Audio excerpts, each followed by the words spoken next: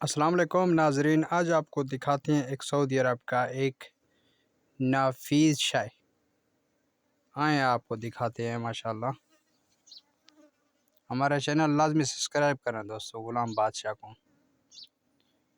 आओ दोस्तों, ये रहा सऊदी अरब की इलायची।